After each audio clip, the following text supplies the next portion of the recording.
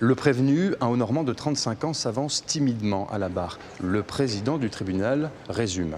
Vous étiez employé de cette entreprise de transport depuis 10 ans, aucun incident à signaler. Ce jour-là, vous avez pris votre travail à 4 heures du matin, comme tous les jours. Vous vous présentez vers 10h30 sur la bretelle du pont Mathilde. Comment vous sentez-vous à ce moment-là? Bien, je me sentais bien. Vous fumiez du cannabis depuis 15 ans. Je n'étais pas sous l'effet du cannabis à ce moment-là. Que s'est-il passé alors, demande le président. Le camion-citerne était plein. Je ne pouvais pas arriver plus vite que 25 ou 30 km/h sur la bretelle du pont.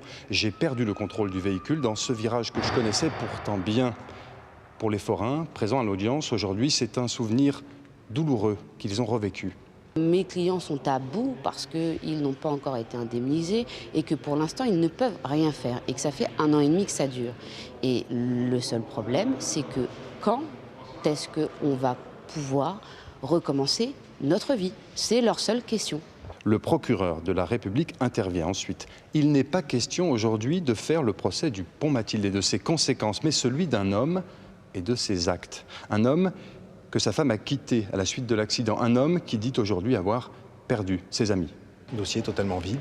Il y a dans ce dossier 4 procès-verbaux d'audition qui sont tous contradictoires. Certains disent qu'il roulait vite, d'autres disent qu'il ne roulait pas vite. Aujourd'hui, qui est capable de déterminer la vitesse du camion? Personne. Et personne ne sera jamais capable de le faire. Mon client, avant tout, il attend d'être soulagé, il attend que les choses se finissent. L'indemnisation du préjudice, près de 8 millions d'euros, c'est le TGI, le tribunal de grande instance, qui le jugera plus tard. Les expertises sont toujours en cours.